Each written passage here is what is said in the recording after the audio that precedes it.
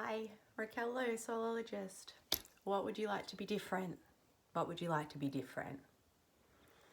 So in my first video, Love Wins, I encouraged us all to turn within with curiosity and self-compassion, an abundance of self-compassion and curiosity, to turn within, as within, so without. So to go in with a soft heart and an open mind. So I just need to say that if there are experiences or emotions or thoughts that you know are overwhelming, seek support, seek an empathic other, seek a relational container for that. We do not need to do this alone, and in fact, we often do much better with a wise empathic other and a container.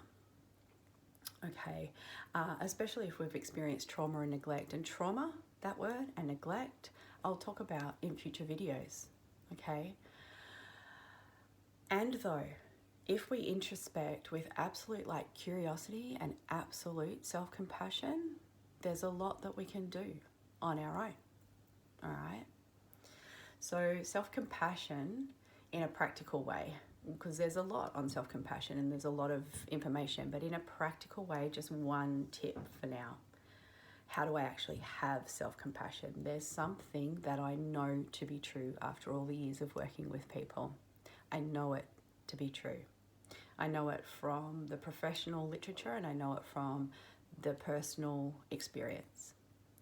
Everything that we have ever done has been done for a good reason. I'm using that word good because we understand it.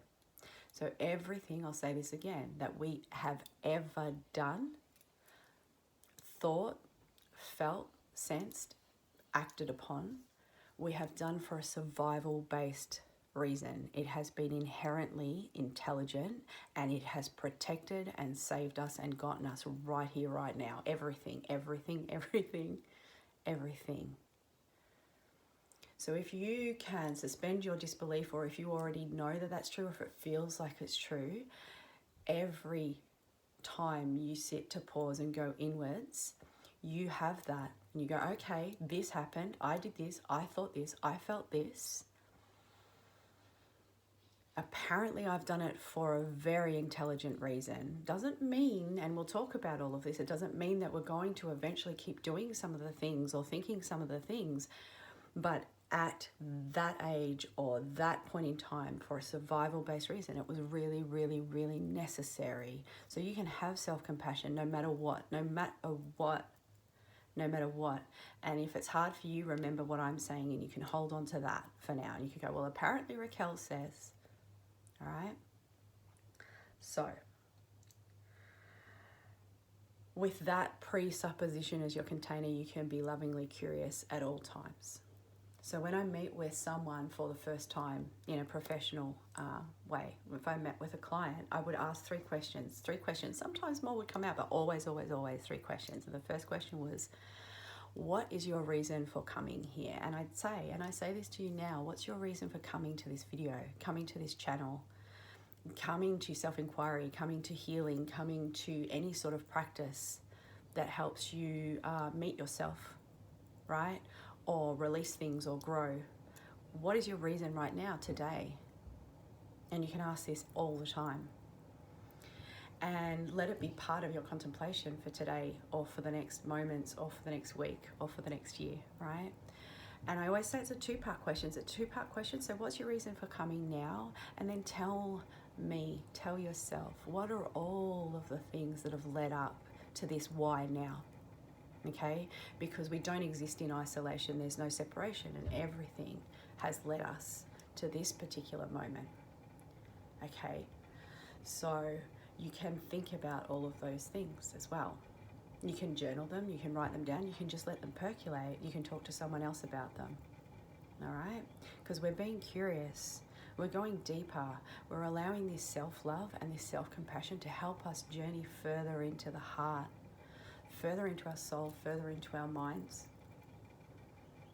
And we need that love and we need that self-compassion and we need this sort of inquiry. So what are all the things? again, through any of this, support may be needed at any time. However, I want to also say, if any of this ever feels like it's too overwhelming, what I want you to do is just know that anything that I put out there, or anyone else puts out there, or even that you come up with, right?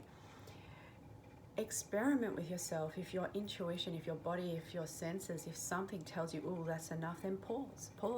We don't have to barrel through all of this, right? Just pause. And yes, breathe deeply. And I know people have told you to breathe, but if you can breathe at a comfortable pace, never uncomfortable, deeply for 10 breaths, it turns on the parasympathetic nervous system.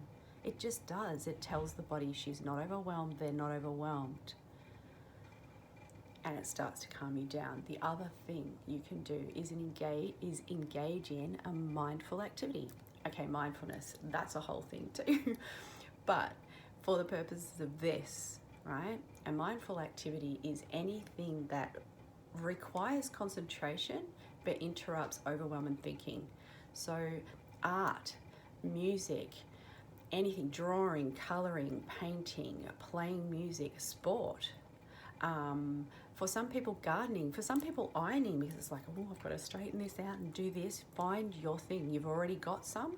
Experiment with it. It could be Lego. It could be doing tarot cards. It could be doing mandala. Anything that requires concentration. Oh, I've got to pull this weed out, and now this weed out, and now this weed out. And it will turn off your limbic area. It will turn off the amygdala. It will turn off the stress response, and it will interrupt the overthinking. You have to engage in these activities. It's something that we did not get taught to do enough. And it is a magnificent part of the brain that it's working with. Okay? Awesome. And then finally, I ask people, what would you like to be different as a result of this work that you're doing? What would you like to be different? I ask you this now. Let the answers come. Let them come. Let them be dreams. Let them take their time. Let them be fast. Let them be your imagination. What would you like to be different? With so much love. See you next time. Bye.